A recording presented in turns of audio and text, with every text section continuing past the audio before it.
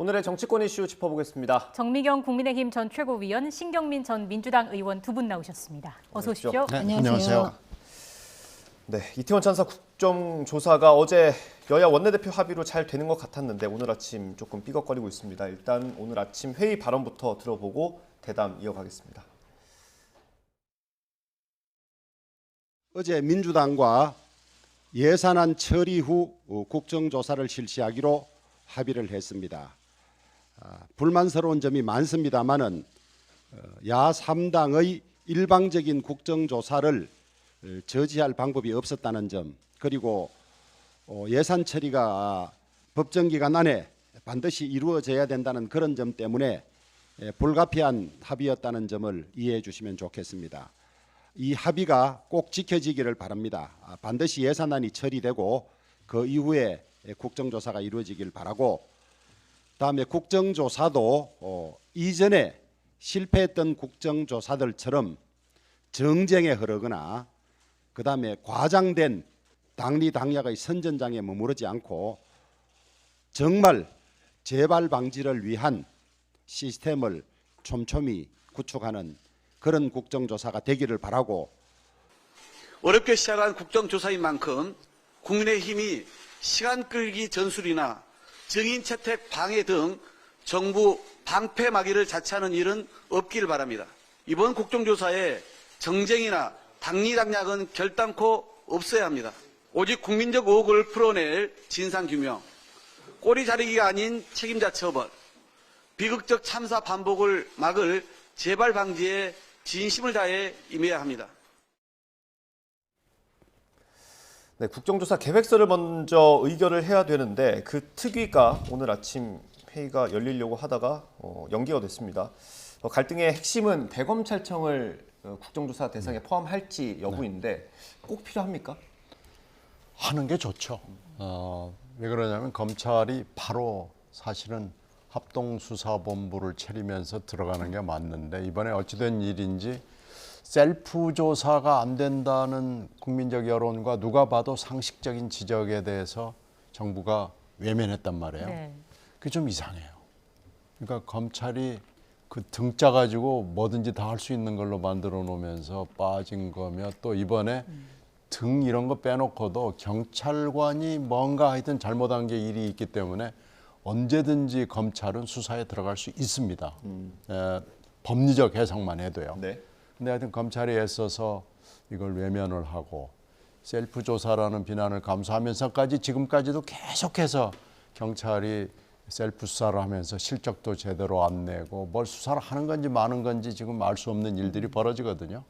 그런 걸로 봤을 때는 도대체 검찰은 왜 그런가? 검찰은 무슨 의도를 가지고 있는 건가? 아니면 누구하고 협의를 한 건가? 이런 건 한번 들여다볼 필요는 분명히 있죠. 네. 일단 지금 기싸움이 계속 이어지고 있는 건데 이렇게 되면은 2시 본회의도 좀 지켜봐야 하는 상황이겠네요. 지금 이제 그 경찰이 셀프 수사하도록 대검이 검찰이 놔뒀다 그러는데 예. 그 민주당이 검수완박 법안을 만들었기 때문에 어쩔 수가 없는 거예요. 지금 경찰의 이 셀프 수사라든가 앞으로 저는 이 그 이제 특별한 수사에 있어서 검찰이 그 배제되도록 지금 되어 있잖아요, 법으로. 근데 뭐 지금 시행령 얘기를 말씀하시는데 사실 네. 시행령이라는 건 최소한으로 하는 겁니다, 해석을. 그래서 경제범죄하고 부패범죄 이렇게 최소한도로 하는 거지, 이렇게 특별수사본부에 검찰이 들어간다는 거를 못하게끔 해놓고서 민주당이 예. 지금 와서 그렇게 이 민주당 쪽에서 얘기하는 건 좀 안 맞는 것 같고요. 네. 본인들이 한 걸 금방 잊어먹었어요, 벌써.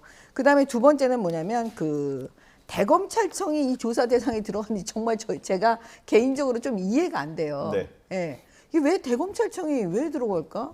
그다음에 이 셀프 조사를 뭐 경찰이 한 거에 만약에 불만이면 민주당 입장에서 법으로 만들면 돼요. 민주당이 다수당이니까. 이런 특별한 경우에는 네. 뭐 국회에서 의논해갖고 대검이 검찰청이 그 같이 합동으로 조사하도록 한다라든가, 이번 경찰 조사가 그 미흡할 때는 검찰이 이 사건 수사를 하도록 하라, 뭐 이런 식으로 법안을 만들어서 통과시켜 주면 대검찰청은 떳떳하게 수사할 수 있습니다. 예. 근데 이게 이 협상을 시작하기 전에 국민의힘이 의원총회에서 원내대표한테 협상을 일임을 했고 어제 합의문에도 대검찰청이 들어가 있어요. 사실은 민주당은 법무부를 넣으려고 하다가 이게 좀 대검찰청으로 내려온 건데 그럼 이거를 누가 불만을 제기했는지 이것도 좀 궁금하고 모양새가 좀 안 좋게 되긴 하지 않았습니까? 글쎄요, 이게 원래 지금 두 원내대표가 좋은 얘기, 원칙적인 얘기하고 뭐 많은 얘기들은 있지만 다 원칙이잖아요. 예. 근데 이 원칙이라는 게 항상 깨지기가 쉬워요. 그래서 너무 선선하게 주호영 대표가 탁 물러나면서 봤길래 야, 이게 무슨 이유가 있는 거 아니냐라고 생각을 했죠. 근데 뒤에서 흘러나오는 얘기는 대통령실하고 별로 그렇게 긴밀하게 조율이 안 됐다는 얘기가 흘러나와요. 그래서 아, 이거 제대로 오늘 처리가 잘 돼야 할 텐데 하고 걱정을 하고 있었는데 이게 딱 갑자기 브레이크가 걸린 겁니다. 그래서 아유, 그러면 그렇지. 뭔가 하여튼 내부 조율이 어딘지는 모르지만 안에 의원들도 지금 찬반파가 뚜렷하게 갈라져 있고요. 예. 이 내외부 조율을 안 한 상태에서 주호영 원내대표가 또 덜커덕 나왔구나. 왜 그러냐면요. 제가 여러 번 여러 자리에서 말씀을 드렸는데 이 국정조사를 받지 않을 수가 없습니다. 왜 그러냐? 이건 전대미문의 사건이고 특별하고도 비상한 사태인 이태원 사태가 참사가 벌어졌기 때문에 네. 이걸 국회가 뭐 수사 핑계대고 뭔 핑계대고 뭐 국회가 뭐 예산으로 바쁘다느니 뭐 이런 얘기를 해봐야 국민적 공감대나 감흥이 없어요. 이런 참사가 대형 사건 사고가 이게 정말 단군 일에 처음 있는 일이 벌어지면요. 무조건 국회는 국정조사 해야 됩니다. 하지 말라고 그래도 이거 해야 됩니다. 안 할 수가 없어요. 예. 그러니까 국민 여론과 언론의 그 눈초리로부터 벗어날 길이 없고 그건 무조건 해야 되는데 국정조사안에 대해서 처음에 반대하는 목소리를 보이다가 주호영 원내가 이제는 도저히 빠져나갈 길이 없다. 더군다나 사후 처리가 잘 됐으면 모르죠. 예. 네. 근데 사후 처리가 지금 그저께죠. 이 희생자 유가족들의 예. 1시간이 넘는 기자회견을 국민들이 다 봤잖아요. 네. 사전 조치도 안 돼 있고 현장 대응도 안 돼 있고 사후 처리 보니까 이건 정말 너무하네. 이런 여론이 형성이 돼서 더 이상 국민의힘이 버티기는 어렵습니다. 어떻습니까? 좀 국민의힘이 좀 입장을 좀 선회한 그 배경부터 설명을 해주실까요? 일단은 지금 현재 그 국회에서 다수당이 민주당이기 때문에요. 네. 당장 그 예산안 그 처리할 때 사실 이제 그 지금 민주당이 다 삭감하고 협조 안 해주고 이런 부분이 되면 사실 여당과 그 정권의 부담이 되는 건 사실이니까 아마 여당의 지도부로서는 그걸 고민을 안 할 수가 없었을 거예요. 그렇기 때문에 지금 이 핵심이 뭐냐면 예산안 처리 이후에 네. 하자 이러면서 지금 예. 어떻게 보면 합의가 된 거잖아요. 네. 그러니까 그런 지점과 그다음에 이제 두 번째는 뭐냐면 그 국조를 하지 않겠다라는 게 아니었습니다. 네. 사실은 네. 그게 뭐냐면 수사가 지금 수백 명이 투입이 되어 있습니다. 이 특수본에. 네. 네. 그러면 이 수사가 다 되고 난 다음에 그걸 가지고 이제 국정조사가 들어가는 게 사실 맞거든요. 미진할 경우에. 예, 상식적으로는. 예. 왜냐하면 국정조사는 국회에서 수사를 하는 게 아니에요. 수사를 한다 그러면 뭐 그냥 해라 뭐 이럴 수도 있는데 그게 아니기 때문에 수사한 걸 가지고 무엇을 보강해야 될지 이런 부분을 이게 제가 말씀드린 거는 상식적이고 정상적인 범위에서 이번에는 제발 국정조사를 해다오 이게 우리의 심정이거든요. 그러면 그걸 기본으로 수사의 결과물을 가지고 국정조사에 들어가기 때문에 그렇게 하자고 했는데 네. 지금 이제 그 야당에서 민주당에서 계속 지금 국정조사를 가지고 예산안을 들고 압박을 하니까 네. 아마 그걸 피해갈 수 없었을 것 같고 민주당도 합의를 안 해줄 수가 없었을 거예요. 예산안 처리 이후에. 왜 그러냐면 민주당이 단독으로 아니면 야당이 단독으로 만약 이걸 한다 그러면 부담이 얼마나 세겠습니까? 사실 검수완박 법안처럼 그냥 단독으로 할 수 있어요. 근데 그렇게 하지 않은 이유는 아마 잘할 방법이 없을 거예요.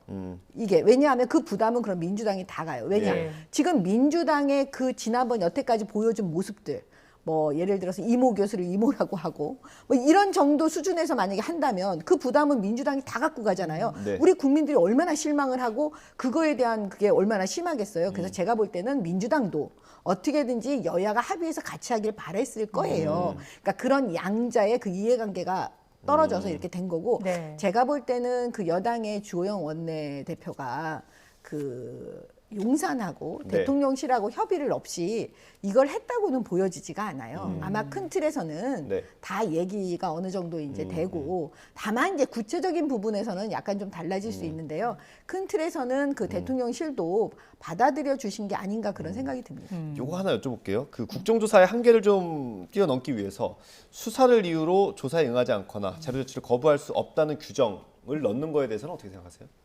조사 계획서에?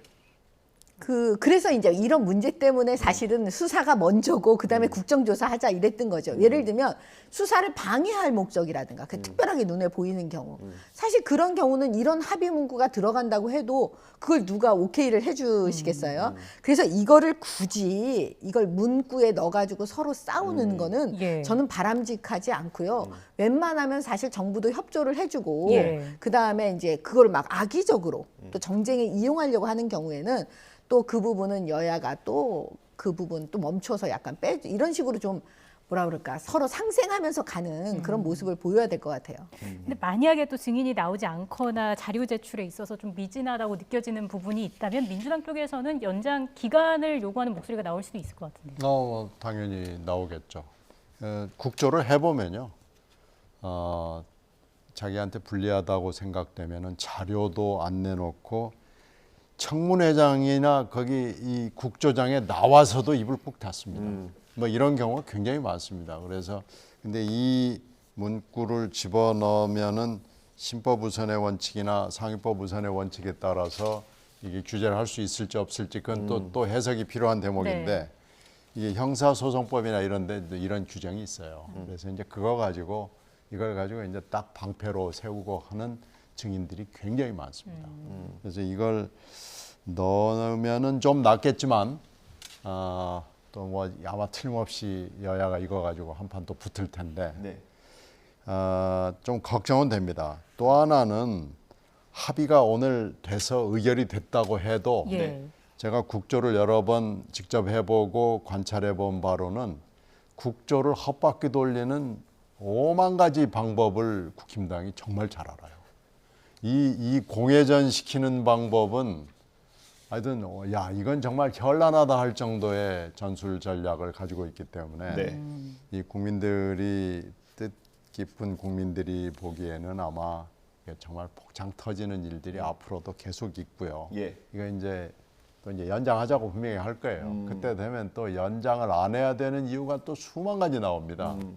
그래서 아마 정말 잘못하면 여야가 함께 또 국회가 그냥 다 집단으로 욕을 얻어먹는 사태가 오지 않을까. 전 사실 내심 좀 걱정이 있습니다. 이게 예산안을 처리하고 나서 하기로 하긴 했지만 어쨌든 협상 과정부터 예산안과 국정조사가 좀 같이 돌아가는 것 같긴 한데요. 아이고 뭐 예산은 예산이고 국조는 국조죠. 뭐 국회의원이 몇 명인데 이걸 못 하겠어요. 그래도 어쨌든 국정조사 기간을 좀 최대한 확보하기 위해서는 예산안을 빨리 처리하는 것도 중요해 보이는데 이건 어떤가요? 만약에 지금 예산안 처리는 결과적으로는 민주당이 도와줘야 되는 거잖아요. 근데 이제 민주당이 만약에 국정조사를 빨리 하고 싶으면 빨리 예산안 처리에 합의를 할 수밖에 없는 예. 구조고 네, 아마도 앞으로 그 지점에서 아마 또 양당이 싸울 겁니다. 예. 왜 예산안 처리 합의를 안 해주냐. 그러니까 우리는 국조에 협조할 수 없다. 또 이렇게 하면서. 근데 이 지지부진한 일들이 앞으로 계속 벌어질 거기 때문에 사실 저도 걱정이 좀 돼요. 알겠습니다. 일단 여야 원내대표가 합의를 하면서 잘 되는 것 같았는데 오늘 아침 예정됐던 회의는 연기가 됐고요. 앞으로 여야 원내대표 또 원내대표단의 협상 과정을 좀 지켜봐야 될 것 같습니다. 다음 주제에 넘어가겠습니다. 얼마 전이었죠. 김의겸 의원이 이제 한동훈 장관 그리고 윤석열 대통령의 술자리 의혹을 제기를 했었습니다. 근데 그 직접 관련된 사람이 사실이 아니다라고 경찰에 진술한 걸로 지금 전해지고 있습니다.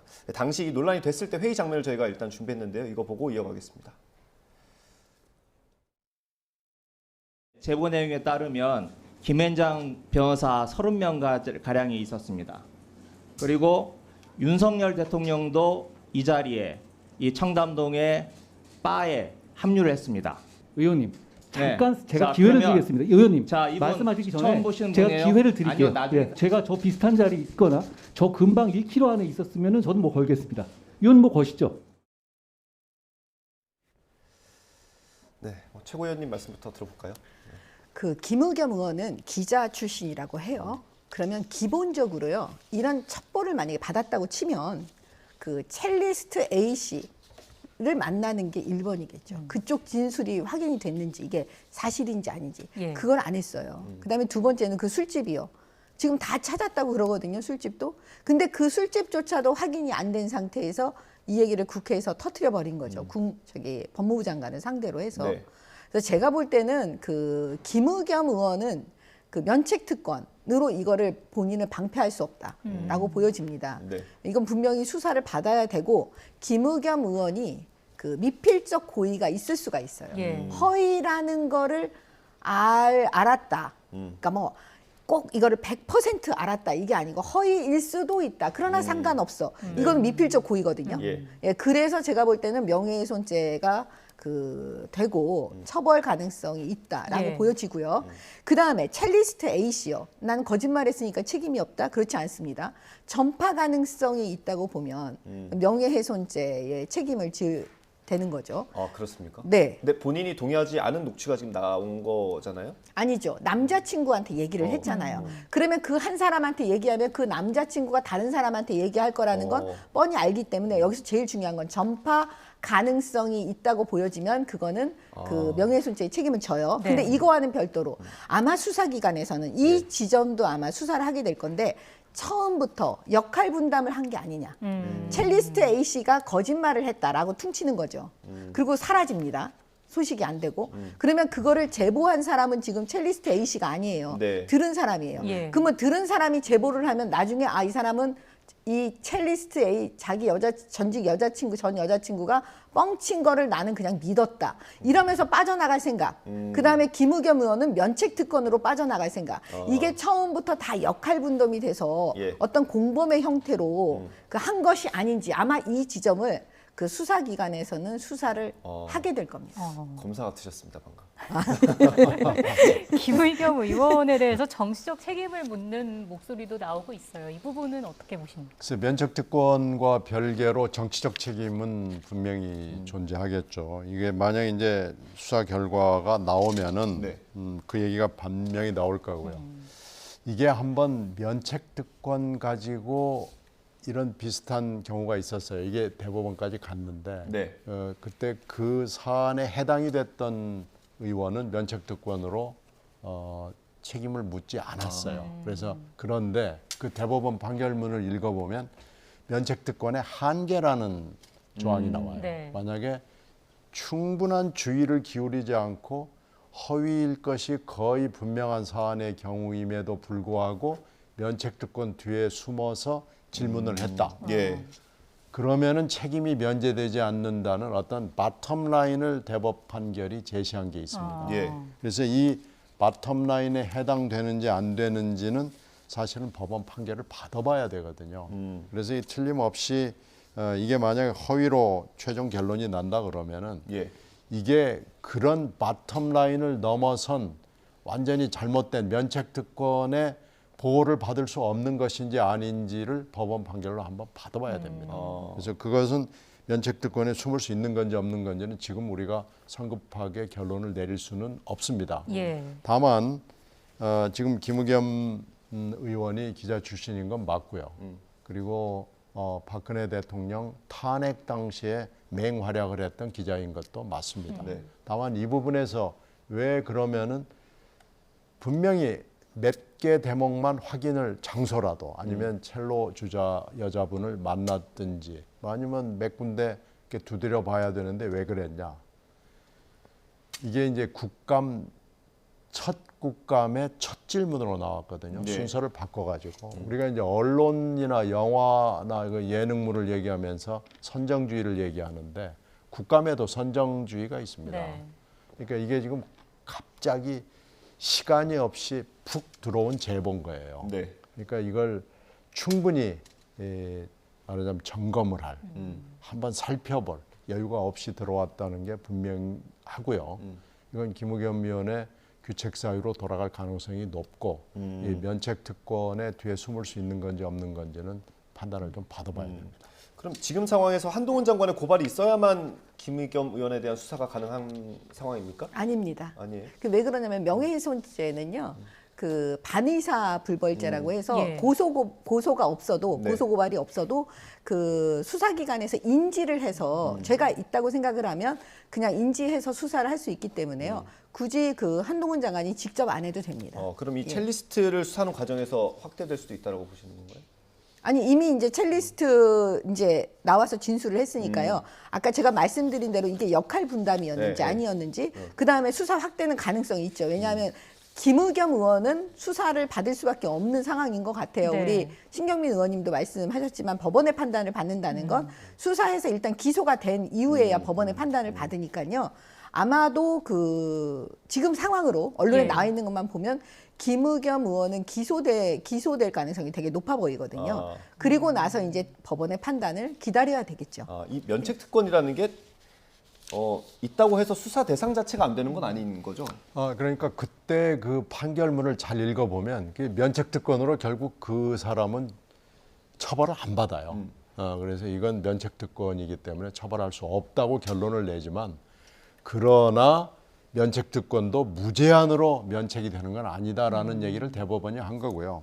저는 정 의원이 얘기하시는 것 중에 뭐 역할 분담을 해서 이렇게 했다는 데 대해서는 전혀 동의하지 않습니다. 저는 이건 이게 이제 최종 결론이 나면 아마 단순한 실수고 그 덧탐사 보도 직전이었거든요. 그러니까 덧탐사 보도를 김의겸 의원이 너무 믿은 거 아닌가. 뭐 그런 추측은 가능하나 예. 뭐 세 사람이 역할 분담을 해가지고 하나는 면책에 숨고 하나는 전원자에 숨고 뭐 이렇게 해서 철저하게 역할 분담을 했다는 것은 그건 정말 어떻게 보면 픽션에 가까운 거죠. 알겠습니다.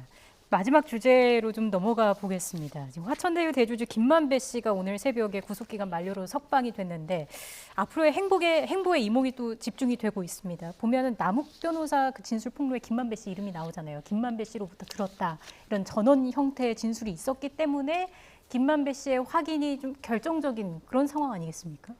그렇죠. 결정적이죠, 그거는.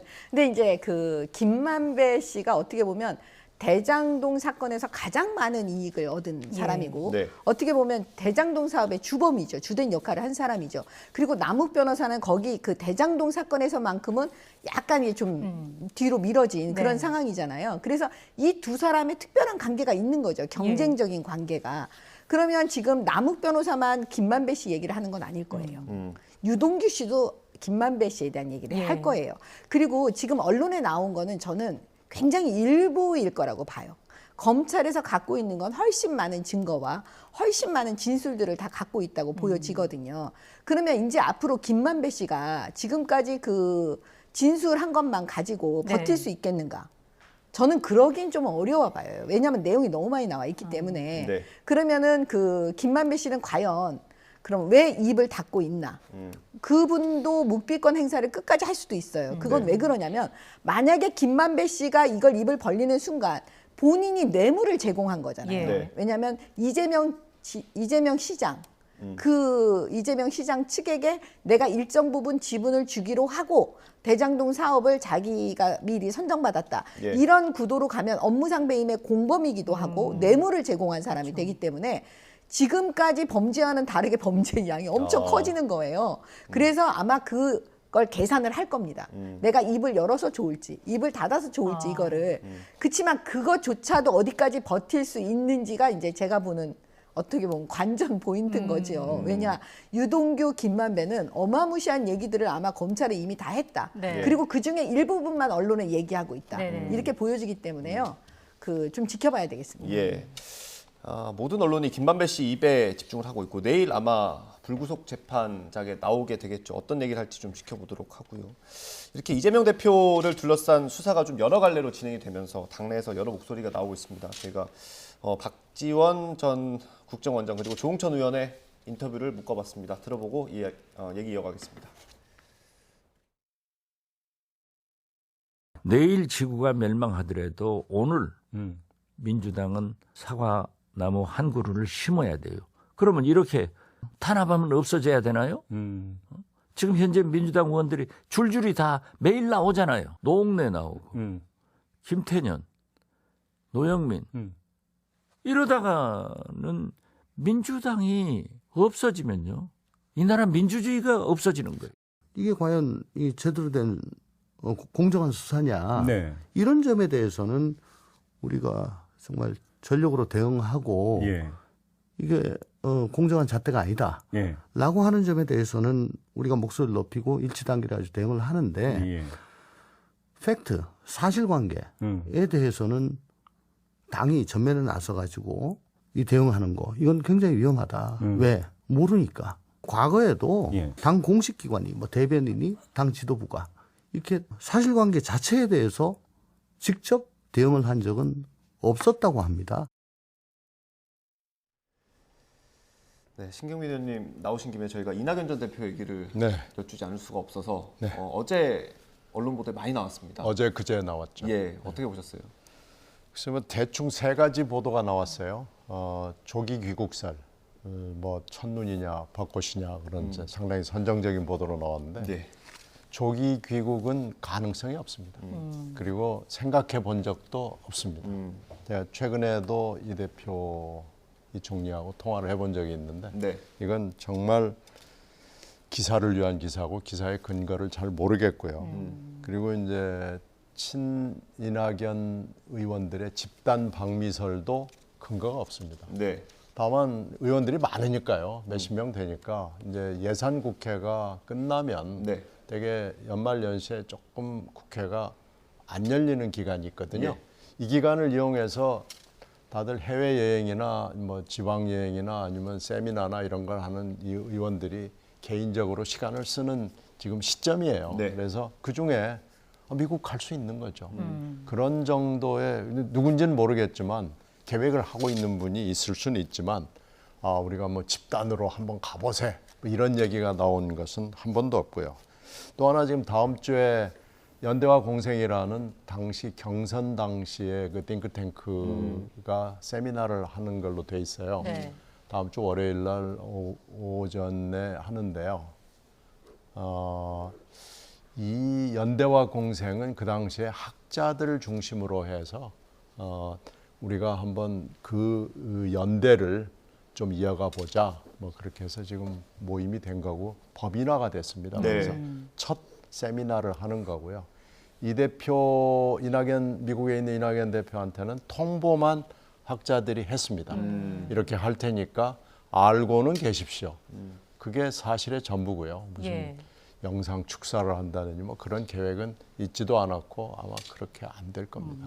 이게 뭐 가능성이 없는 얘기들임에도 불구하고 이런 시나리오들이 등장하고 이낙연 전 대표 이름이 계속 거론되는 그렇죠. 거예요. 그게 재밌는 포인트인데 지금 아마 이재명 대표가 이제 이렇게 막 수사가 급진전이 되고 이제는 다음 달 초면은 바로 이제 정진상 실장이 기소가 되지 않겠어요. 네. 그러면 이제 바로 칼날이 이 대표한테 가니까 이 대표가 지금 여러 가지로 본인의 처지가 그러니까 지금 이 대표 이후를 준비하는 세력들이 분명히 정당 안에 존재하죠. 네. 정당이라는 게 하루 벌어 하루 먹고 사는 조직이 아니잖아요. 네. 아무리 못해도 다음 선거를 준비하는 조직이기 때문에 그런저런 얘기들이 그러면 야, 이재명 대표가 만약에 어떻게 되면 어떻게 무슨 대책이 있냐라는 얘기를 하고 이 대표 측도 굉장히 지금 불안한 겁니다. 불안의 발로에서 지금 여러 가지 얘기들이 나오는 거고요. 네. 그중에 한 후보 중에 하나가 이낙연 대표인 건 맞는데요. 이낙연 전 대표는 사실 미동도 하지 않고 워싱턴에서 꼼짝하지 않고 있습니다. 네. 딱 선을 그어 주셨습니다.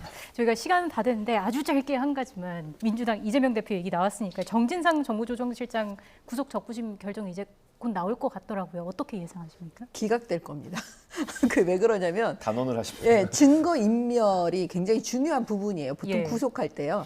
근데 이미 증거 인멸한 흔적이 정진상 그 실장의 구속영장, 처음 구속영장에 이미 다 나와 있기 때문에요. 아마 적부심은 기각될 가능성이 높습니다. 기각될 가능성이 높다라는 말씀으로 정리를 하겠습니다. 지금까지 정미경 국민의힘 전 최고위원 그리고 신경민 전 민주당 의원 두 분과 함께했습니다. 고맙습니다. 감사합니다. 고맙습니다.